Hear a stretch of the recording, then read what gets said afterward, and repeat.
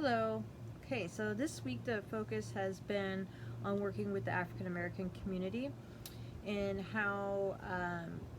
therapy might be slightly different, or the things that you need to be aware of while going into therapy. There was a lot of, I actually did my chose 13th documentary as my film that I watched in the last term, and so I feel like there was some stuff that was touched on in the text this week that that kind of spoke to some of the stuff that was going on there, and there's just so much of the systematic racism and the just the you could see there was a lot of statistics in there just about the amount of people that are in jail, the amount of people that in per population. I think I can't remember it right off the bat now thinking about it, but it's a ridiculous amount of people that end up getting put in jail based off of race. There's so much stigma that's related to it. There's so much basically we have a society that is completely built on racism, and so I'm going to try not to get into that one too much, because the more that I learn about that, the more angry that I get, which then kind of touches on some of the other reading. But anyway, so when working with the African American population, that's one thing that we need to think about is just recognizing the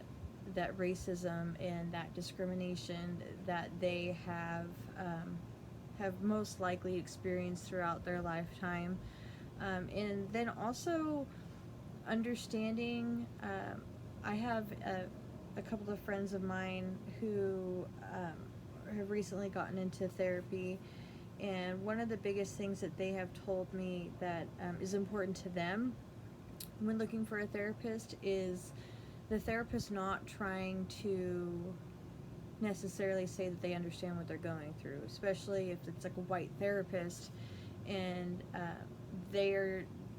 they're not going to know exactly what those lived experiences, what it's like to be an African American person in a dominant white society, and to live with that discrimination and racism in every aspect, in the workplace, at school, at with the police, with everything, with education. So just being able to recognize and have respect for what they might be coming into therapy for. And then there's that too, is the majority of African Americans don't typically seek mental health treatment. There's a lot of emphasis on seeking help in like a spiritual, in like a church setting, or from family, which is another important thing to think about when entering therapy. Is the family dynamics is typically different, and they have more extended family than, let's say, like a white person, for example. They might have their close-knit family or whatever, but typically in African American communities there is a more extended family, or larger families. So the types of therapy that you might or theories that you might use would be slightly different, because you would want to think about incorporating some of those values, like we talked about last week when we were first looking at multicultural counseling, that there is some different ethnicities that have more of that community-based concept, and I feel like the African American community embraces more of that sense of community, which is one of those strengths.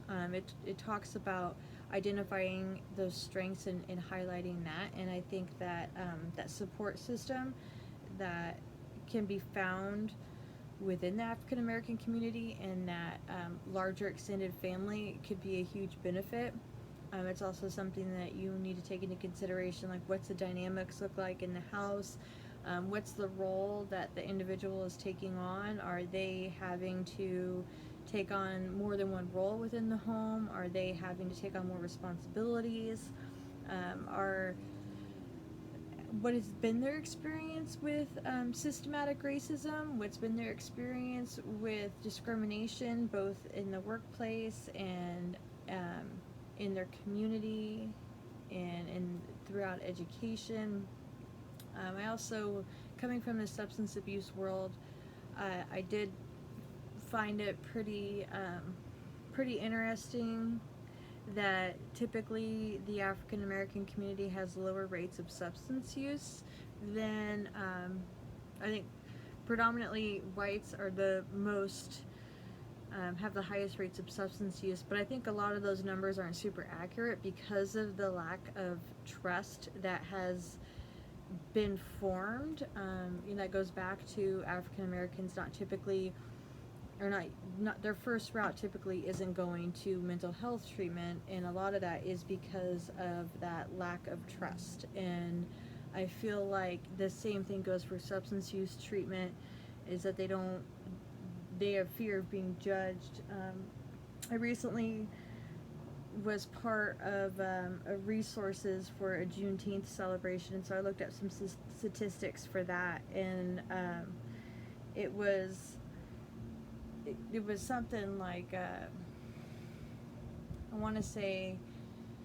like 1 in 4, or I can't remember it right off the bat, but basically there was a large amount of African Americans in jail for substance use related charges compared to the white population, which doesn't make sense because they have a lower rate of substance use, but they're typically incarcerated more often for that, which just further adds to that mistrust and stigma. And it talked about fear of self-reporting. So basically, you might go and ask for help, and in turn, you end up getting stuck with some charges because because the people didn't actually go to help you. They more of just maybe got other agencies involved because of their own biases or stigmas or discrimination, whether it be conscious or unconscious. But I feel like I'm rambling on that stuff now. So basically, when working with the African American population, I think trust is super, super important. It's hard to establish trust with anybody when they're first entering treatment, but I think it's something to think of even more with the African American community, just because they have been time and time again have been shown generationally that they can't trust a lot of people, and so I think that that's something to really work on. And some of the stuff the text talks about is you might have a little bit more self-disclosure. But one thing that I have come to find is that if there might be that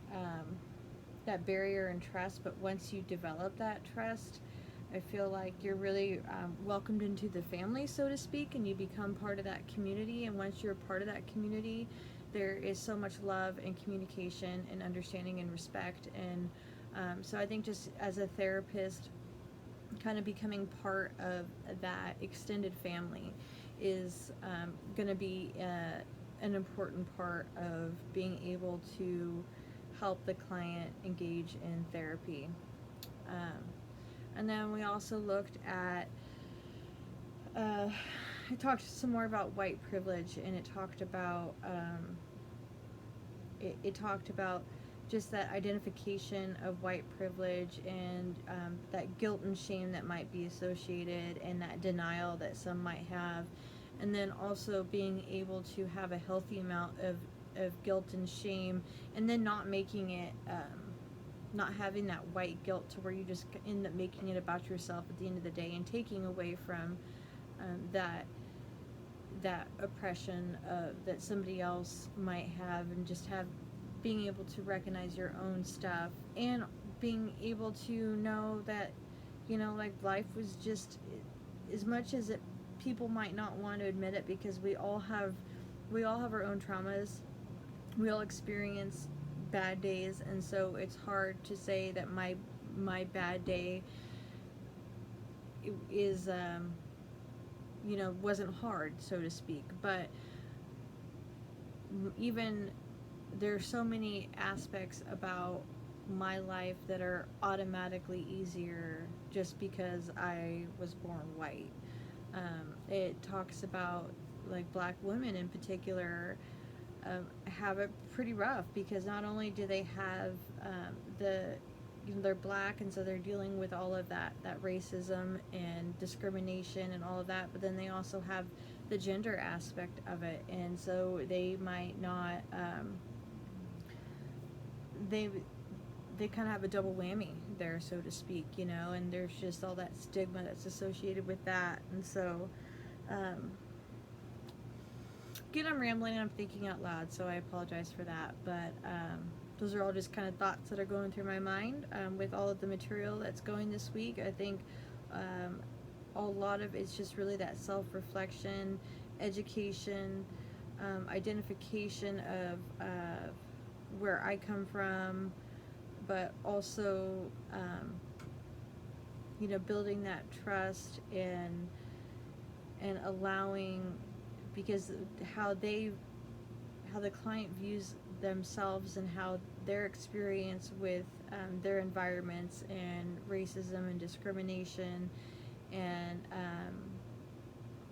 what was the term? It was it racial socialization? So just how much they identify with their own culture and the self-esteem that they have in relation to their own culture is also gonna be a factor in treatment. And so all those are things to consider when working with a client from the African American community.